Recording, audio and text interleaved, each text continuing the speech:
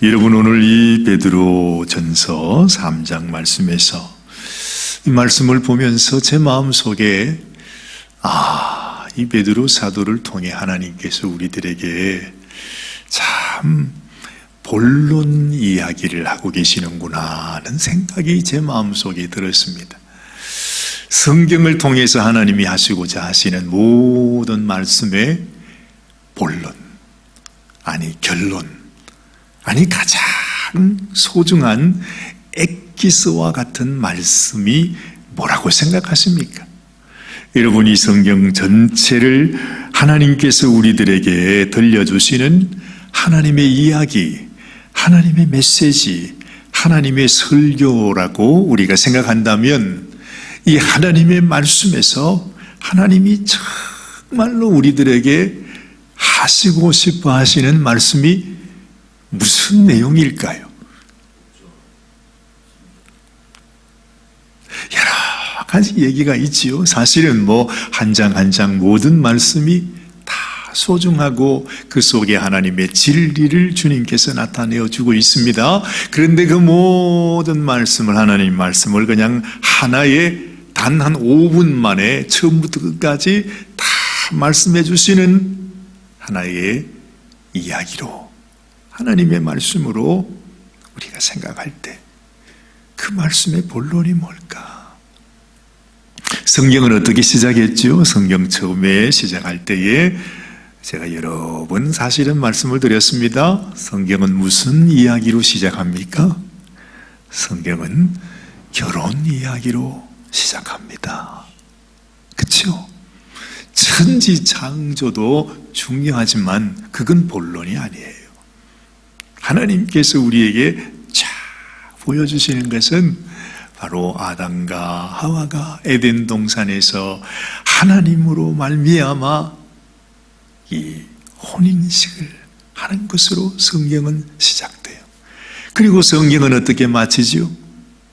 마지막에 세상의 그 아담은 예수님으로 변하고 그 하와는 우리 성도들로, 교회로 변해서 그 예수님과 이 교회가 하나님 앞에 혼인하는 것으로, 그것으로 성경의 대단원에 막을 내리는 것입니다.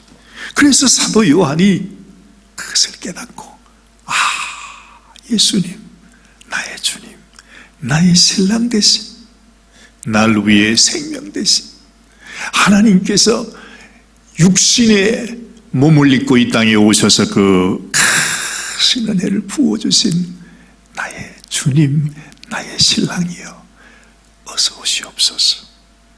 마라나타. 그것으로 성경은 끝이 나고 있어요. 자, 혼인으로 시작해서 혼인으로 마쳤다면 하나님의 모든 관심은 어디 있다고요? 혼인에 있습니다. 자, 하나님께서 지금 당신의 아들 예수님의 신부를 찾고 있는 이 얘기가 바로 성경 얘기라 이 말입니다. 그래서 여러분, 우리가 이 말씀을 통해서 여러 가지 교훈의 말씀을 하지만 핵심을 알아야 합니다. 하나님의 관심이 뭔지 이 말씀을 통해서 우리들에게 주님이 주시고자 하시는 교훈이 뭔가. 오늘 이 말씀도 잘 보십시오.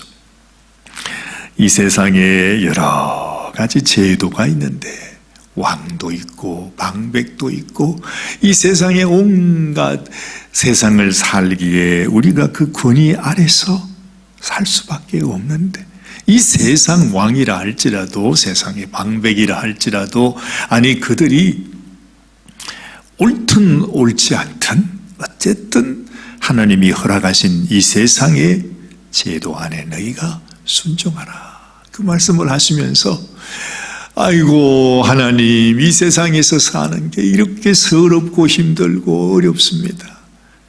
그 마음은 아시기 때문에 하나님께서 사환에 대한 얘기를 하지 않았습니까? 어제 이 세상에서 가장 불쌍하고 서럽고 맨날 두들겨 맞고 맨날 꾸지람만 당하고 맨날 모든 그냥 죄는 다 덮어서는 사람이 누구예요? 종놈이잖아요. 종놈. 하여튼 만만한 게 종이에요. 그래가지고는 끝까지 주인이 그죠? 자기가 죽을 일이 있으면 그 죄를 갖다가 종한테 짚어가지고 그 종을 죽이잖아요. 여러분, 이 세상의 조폭 세상도 그런 거 아닙니까? 가끔 우리가 왜 영화 같은 데 보면 말이죠. 누가 범죄가 걸렸어요. 근데 잡혀가야 된단 말이죠. 그런데 이 조폭 두목이 자기가 감옥에 가기 싫으니까 자기 쫄병을 하나 불러가지고, 야, 너 이번에 이거 네가 했다 그러고 네가 갔다 와. 그러면 내가 네 뒤를 잘 봐주고 갔다 오면은 네가 나의 2인자로 내가 세워줄 테니까 알았어? 그럼 말할 것도 없습니다. 예, 형님 보내주십시오. 이러면서 보낸단 말이에요. 그러면 뭐 한 몇 년, 5년이건 10년이건 그냥 갔다가 오듯이 이 세상에서 가장 서러운 사람, 우리는 정말로 나는 종된 자로 살아갑니다. 하나님 앞에 그 억울함을 얘기할 수 있지만, 근데 세상에 여러분, 그 하나님의 아들 되신 예수님께서 이 세상에 가장 낮고 낮은 종으로 오셔서, 세상에 우리같이 못나고 우리같이 정말로 하나님 앞에 심판받아야 되는, 구제받을 수 없는, 용서받을 수 없는, 이건 1000번이고 10,000번이고 영원한 멸망으로 던져질 수밖에 없는 우리를 어떻게 하다가 보니까 구하는 것이 아니라 우리를 구하시기 위해서, 우리를 구원하시기 위해서 창세전부터 하나님께서 작정을 하시고 하나님이 뜻을 정하시고 하늘에서 뜻이 이루어진 것 같이 딱 땅에서도 이루어지이다. 그렇게 기도하시면서 예수님께서 우리의 죄를 예수님이 덮어서고 주님이 죽음의 길로 가지 않았어요. 그러니 이 세상에서 우리의 삶이 아무리 힘들고 어렵고 서럽고 애매하고 맨날 고난만 당한다 할지라도 주님 앞에서 우리는 할 말이 없는 겁니다. 그 얘기를 하시면서 그렇구나 하고 우리가 감동을 받는 그 순간에 이 베드로 사도가 우리에게 무슨 얘기를 하느냐? 아내들아. 그래요. 아내들아. 여러분, 이 아내라고 하는 단어가 나오면 우리가 눈이 번쩍 떠야 돼. 귀가 솔깃해야 돼. 이게 본론이구나 하시고자 하는 말씀이 바로 이것이구나. 지금 보세요. 아내된 자들아, 이와 같이, 그래, 이와 같이라는 말은 뭐죠? 이 세상에서 우리가 세상 제도에 순종하고 이 세상의 종들처럼 그렇게 애매하게 고난을 받고 그런 사람들처럼 말이죠. 아내들도, 그죠? 한 남편의 아내가 된 너희들도 이와 같이 자기 남편에게 순복하라. 이는 도를 순종치 않는 자라도 말로 말미암지 않고 그 아내의 행위로 말미암아 구원을 얻게 하려 함이니. 이 말이 무슨 말이죠? 이 세상에서 가장 아름다운 아내는, 가장 귀한 아내는, 하나님이 보실 때에 가장 정말로 값지다 이렇게 인정해 주는 아내는 우리 주님이 우리를 위해 생명 주신 것처럼, 믿지 않는 남편이라 할지라도, 악한 남편이라 할지라도, 하나님을 두려워하지 않는 망나니 같은 남편이라 할지라도 그 남편 앞에서 내가 순복함으로 그 남편의 영혼을 건져줄 수 있는 사람, 이 세상에 가장 값진 아내는 자기의 생명, 자기의 인생을 바쳐서 자기와 함께 인생을 살아가는 그 무지한 남편, 그 무심한 남편, 그 왼수 같은 남편, 그 남편의 영혼을 살려줄 수 있는 사람, 그런 아내가 된다면 얼마나 귀하겠습니까? 어찌 보면 하나님께서 이 세상에서 당신의 신부를 찾으신다, 당신의 며느리를 찾으신다. 어떤 사람을 찾으시겠어요? 하나님의 마음이요, 죽어가는 우리의 심령을 그냥 두지 못하시고 긍휼을 베푸시는 분이 하나님이세요. 그러면 하나님의 마음처럼 여러분, 나와 함께 인생을 살아가는 내 남편, 그가 어떠하든지 간에 그 남편을 불쌍히 여기고 그 남편을 소중히 여기고, 그래도 당신이 내 남편이고 내 남군이고 내 주인이고 하는 그런 마음으로 하나님 어찌하든지 이 남편을 불쌍히 여겨주세요. 이 남편을 구원하여 주세요. 이 남편이 하나님을 알게 하여 주세요 하면서 기도해 줄 수 있는 여인, 그 여인보다 귀한 여인은 없는 것입니다. 정말 그런 여인이야말로 예수님과 천생연분이 아니겠습니까? 그래서 하나님은 우리 아내들에게, 그리고 이 세상에 있는 모든 교회 성도들에게 아내는 이렇게 해야 된다, 지금 그 말씀을 하고 계신 거예요. 근데 여기 이 말씀을 보다 보면 그렇구나 하는, 우리 남자들이 뭐라 그럴까요? 사실 그런 얘기는 잘 하지 않지만 대부분의 남자들의 마음 속에 그냥 우리 남자의 마음을 환히 이렇게 뭔가 비춰주는 그런 말씀을 우리가 여기서 발견하게 돼요. 항상 그런 얘기를 하죠. 남편이 뭐니 해도 남편도요, 집에 있으면 아기와 마찬가지예요. 그래가지고 무슨 아들 둘에 딸 하나에 엄마 아빠가 있으면 그 엄마의 입장에서는 아들 둘이 아니라 아들 셋에 딸 하나라 그러잖아요. 그 남편은요, 아무리 나이를 먹어도 여전히 철없는 아이와 같아요. 그래서 이 아내의 마음 속에 가장 소중한 것이 뭐냐? 어머니의 마음. 비록 남편이지만 저놈은 그냥 죽이고 싶은 왼수 같은 신랑이라 할지라도 내 마음속에 그를 불쌍히 여기면서 품어주는 그 마음이 사실 참 소중합니다. 실제로 남자는요, 그런 여인을 원해요. 그런 부인을 원해요. 물론 젊을 때는 이쁘고 다 자기 나름대로 좋아하는 여인이 있겠지만 결국 나이 들어보세요. 어머니의 마음을 찾아가고 어머니의 심정을 찾아가고 어머니처럼 나를 품어주고 안아주고 위로해주고 불쌍히 여겨주고 또 격려해주고 하는 그런 여인을 찾아간다니까요. 그래서 우리가 이렇게 세월이 지나갈수록 우리가 신랑을 그렇게 대해주지 못할 때 이 신랑은요, 그런 여인을 찾아갑니다. 그래서 사실은 우리가 이 세상, 이 시대를 살아가는 우리 아내들의 마음속에도 이것을 아는 것이 얼마나 소중한지 몰라요. 살아보니까 그래요. 저도 우리 정사관님에게 항상 마음에 감동을 받을 때가 어떨 때냐, 정사관님이 정말 옛날 저의 어머님과 같은 그런 마음이 정사관에게 보일 때 그때는 마음에 감동이 되는 거예요. 그렇게 사랑스러울 수가 없어. 예전에는 그냥 너무너무 이쁘고 멋있고 그래도 그때는 얼마나 무서운지 말이죠. 하여튼 정사관님 앞에서 실수하면 열 자리 없습니다.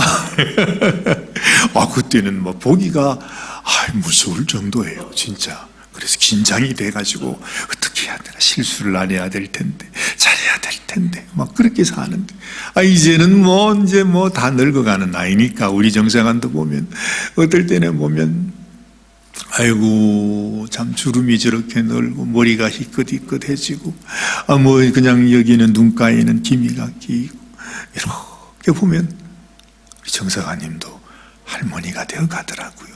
진짜로. 저도 그렇겠지만 말이죠. 인생의 매력이 다 사라져가도 그러나 정사관의 마음속에 여전히 못난 남편을 향하여 불쌍히 여기고 삼시세 때 세상에 밥 챙겨줄라 그러고 가끔 제가 챙겨 먹을 때도 있지만 항상 그렇게 품어주면서 내가 실수하고 잘못하면 이렇게 와서 좀 때로는 잔소리도 하고 하지만 그래도 이렇게 품어주는 그 모습을 볼 때 얼마나 감사하고 고맙고, 그래서 제 마음속에 그런 생각했어요. 어제도 잘 때 내가 지금 얼마나 더 살지는 모르지만 내가 살아가는 나의 생애 동안에 하나님이 내게 허락하여 주신 이 배필을 내가 잘 모셔야 되겠다. 안 그러면 큰 벌 받겠다. 그런 생각이 들어서 하나님, 내가 더 사랑하게 해주세요. 더 사랑하게 해주세요. 정말 이 여인이 얼마나 나를 위해서 정말 그 오랜 세월 동안 정말 애쓰고 수고하고 얼마나 많은 고생, 얼마나 많은 눈물, 얼마나 많은 수고를 했는데 하나님, 내가 못난 남편 되지 않도록 하나님 나를 불쌍히 여겨주세요 하는 그런 생각이 들더라고요. 여러분, 오늘 이 말씀을 잘 보십시오. 아내된 자들아 이와 같이 자기 남편에게 순복하라. 이는 혹 도를 순종치 않는 자라도 말로 말미암지 않고 그 아내의 행위로 말미암아 구원을 얻게 하려 함이라. 그 남편을 구원받게 한다는 거죠. 누가요? 현숙한 아내가요. 어떻게 이 남편을 살려주는 것입니까? 바로 2절 말씀에 너희의 두려워하며 정결한 행위를 봄이라. 이 아내된 자의 마음, 또 그의 삶을 보면서 남편은요, 감동을 받아야 돼요. 때로는 여러 가지 힘들고 어려운 일들이 가정 가운데도 있지 않아요. 그런데 살아가면서 아내의 삶을 보고 아내의 생각을 보고 살아가는 그 모습을 보면서 이 사람이 정말 하나님이 나에게 허락해 주신, 나를 위해서 하나님이 배필로 주신 나의 아내구나 하는 그 감동이 내게 전해질 수 있어야 된다는 것입니다. 아내된 자의 입장에서는 항상 그래요. 그래서 이 말씀을 하시는 것입니다. 3절에 너희 단장은, 이제 아내들에게 하는 말입니다. 머리를 꾸미고 금을 차고 아름다운 옷을 입는 외모 가지고 하지 말고. 여러분, 사람이 이렇게 다 늙어가는데 여전히 그냥, 물론 이쁘게 단장하는 건 소중한 것이지만은 거기에 치중하지 말라는 것입니다. 핵심이 4절에 있습니다. 오직 마음에 숨은 사람을, 이 마음 속에 또 한 사람이 있어요. 숨어 있는 사람이 있어요. 그 마음 속에 있는 사람이 진짜 자기 자신이에요. 그 사람을 온유하고 안정한 심령에 썩지 아니할 것으로 단장하라, 그 말입니다. 이 마음을 항상 남편이 볼 때에 이렇게 감동이 전해질 수 있도록 말이죠. 이 사람이 나의 아내구나. 이 사람이 하나님이 나를 위해 허락하여 주신 나의 배필이구나 하는 그 마음. 정말 우리의 참 부족하고 인생을 살아가면서 사실은 얼마나 많은 그런 미흡함, 부족함, 정말 갖추어지지 못한 그런 것들이 있습니까? 그죠? 그때마다 이 아내는요, 그 남편의 부족한 것들을 이렇게 채워주면서 때로는 격려하고 위로하고 때로는 책망도 하지만 언제나 순복하는 나의 남편이요 나의 남군이라고 하는, 하나님이 나에게 주로 주신 분이라고 하는 그런 마음을 가지고 대하게 될 때 그 마음이요 남편에게도 다 전해지게 되는 것입니다. 지금 이 사람이 나를 정말로 위하는지, 나를 정말 사랑하는지, 정말로 나를 위해서 이런 말을 하는지, 아니면 내가 싫어서 정말 내가 나를 무시해서 그런 일을 하는지 마음으로 느껴지잖아요. 그렇지요? 기왕이면 마음속에 감동이 감동이 전해지도록 하는 게 중요해요. 아무리 옳은 말을 한다 할지라도요, 절대 그것으로 남자의 마음은 변하지 않습니다. 감동되지 않습니다. 만약에 잘못된 길을 걸어가더라도 돌이키지 않아요. 남자는요, 엄마의 마음이에요. 어린아이가 엄마에게 그 사랑을 받는 것처럼 아내를 통해서 그런 위로와 사랑과 격려, 여인이 나를 이렇게 사랑하고 이렇게 위해주는구나. 그렇게 되면 그 아내는 어머니처럼 커져가고요, 남편은 어린아이처럼 세월이 가면 갈수록 더 작은 어린아이가 되는 것입니다. 그럼에도 불구하고 이 아내는 남편을 언제나 자기의 주인으로 알고 순복하는, 이것이 바로 내 속에 있는 숨은 사람, 그 사람이 되는 거예요. 그 숨은 사람을 온유하고 안정된 심령에 썩지 아니할 것으로 단장하라. 이는 하나님 앞에 값진 것이니라. 전에 하나님께 소망을 두었던 거룩한 부녀들도 이와 같이 그래요. 이와 같이 자기 남편에게 순복함으로 자기를 단장하였나니. 여러분, 정말 자기 남편에게 순복하는 것이 자기를 단장하는 것이라 그래요. 참 이게 기가 막힌 말입니다.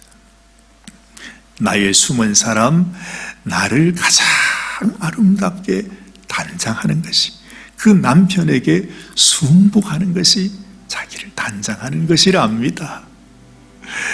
정말로 우리가 이 비밀을 알면요, 아내는 남편에게 오히려 더 정말 그 남편의 말에 순복하고 순종하는 모습, 마치 사환이 주인의 말을 듣듯이 이와 같이, 그렇지 않아요? 이와 같이 남편을 순복하게 될 때, 그것이 하나님이 보시는 여인의 아름다운 단장인 것입니다. 내가 얼마나 그 순종하고 순복하고 특별히 남편의 그 말 앞에서 내가 그런 모습을 보일 때 하나님께서 우리를 보시면서 네가 참 아름다운 신부이구나, 네가 정말로 아름답게 단장한 아름다운 아내이구나, 이렇게 하나님께서 인정해 주시는 것입니다. 6절 말씀에 사라가 아브라함을 주라 칭하여 복종한 것 같이 저희가 선을 행하고 아무 두려운 일에도 놀라지 아니하므로 그의 딸이 되었느니라. 그래. 여러분, 우리가 하나님의 딸이 되는 것, 하나님의 자녀가 되는 것, 세상에 내가 이 못나고 이 부족하고 이 왼수 같은 남편에게 순복하는 것으로 말미암아서 하나님의 딸이 된대요. 참 놀라워요. 그걸 생각해 보면은 여러분, 성경에 아브라함이 사라의 속을 얼마나 속였습니까? 말을 안 해서 그렇지, 기록을 안 해놔서 그렇지, 이건 보통 일이 아닙니다. 진짜로 자기 아내를 팔아넘겼어요. 자기가 살아남겠다고. 자기가 어떻게 정말로 죽기 싫으니까. 아니, 조폭에게 너 내 대신에 감옥 가라, 이런 것도 유분수지 말이. 자기 살겠다고 자기 섹시를 다른 사람에게 팔아. 이 사람 내 섹시 아니에요. 그래가지고 진짜로 잡아가는데도 아무 말도 안 하고 그냥 보냈어.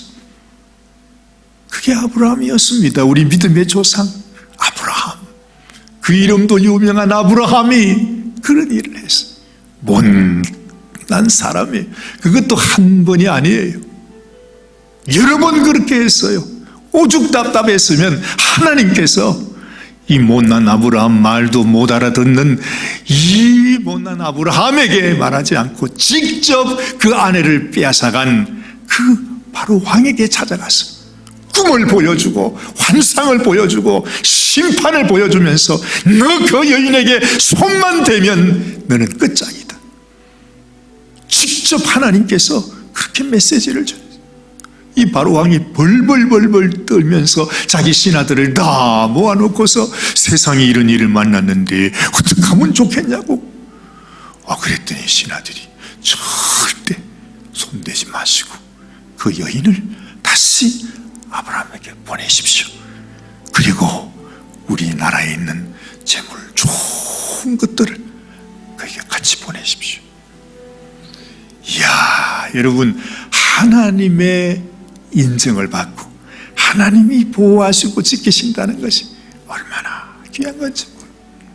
왜 그랬죠? 이 사라는요, 자기 남편이 자기를 버릴 때도, 자기를 배신할 때도, 자기를 팔아넘기는 그 순간에도 성경은 사라가 아브라함에게 불평을 했더라, 그렇게 말하지 않아요. 아무 말이 없어. 그러면서 이 베드로가 우리에게 말하는 것입니다. 사라가 아브라함을 주라 칭하여. 주가 뭡니까? 나의 주인이라. 그렇죠?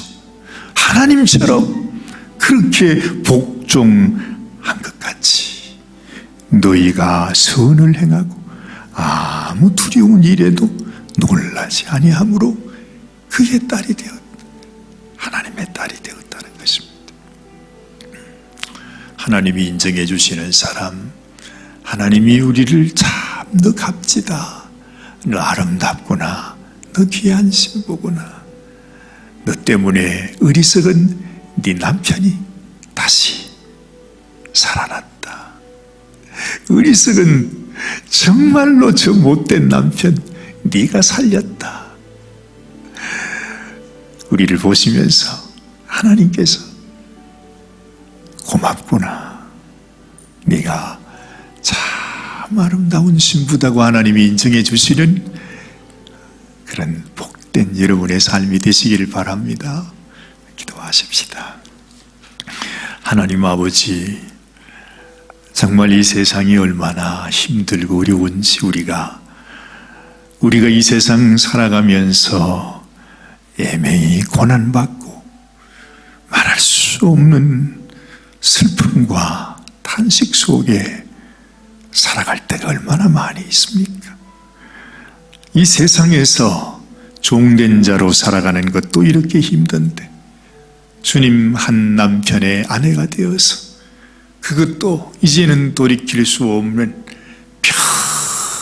평생 죽을 때까지의 나의 모든 삶을 그 남편을 위해서 바쳐야 한다고 하는 것이 어찌 이것이 적은 일이라 할 수 있겠습니까?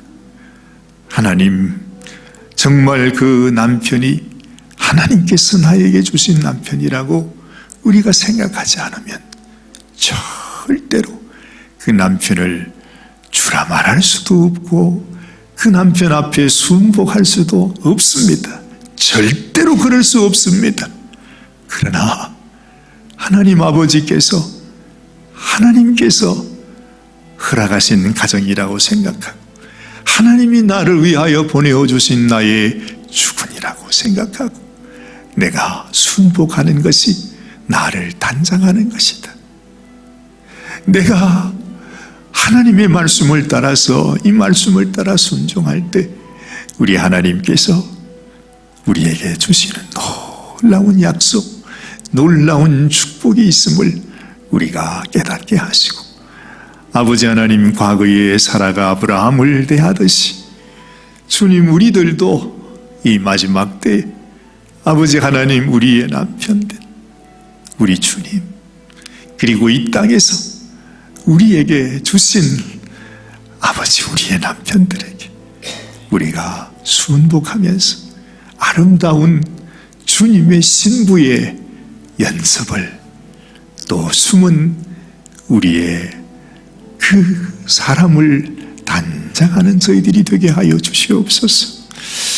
아버지 하나님, 우리의 모든 삶이 우리 주님의 신부로서 우리를 더욱 연단하시고 훈련하시고 하나님이 기뻐하시는 하나님의 신부가 되기를 원하신다 하셨사오매 하나님께서 우리 한 사람 한 사람 주님을 생각하면서 이 세상에서 겪는 어떤 고난과 시련과 애매한 그런 아버지 어려움이 있을지라도 잘 견디고 주님 앞에 승리하고 결국에는 하나님 앞에 축복을 받고 하나님이 함께 하시는 인생, 하나님이 축복하시는 인생, 하나님이 지켜주시는 인생, 하나님이 돌보시고 인도하시고 우리 하나님께서 주께서 오라 하시는 그곳으로 아버지 하나님 믿음으로 살아가는 저희들이 다 되게 하여 주시옵소서. 오늘 이 아침에도 우리를 사랑하시는 우리 주님 예수님의 귀하신 이름 받들어 간절히 기도드리옵나이다. 아멘, 아멘.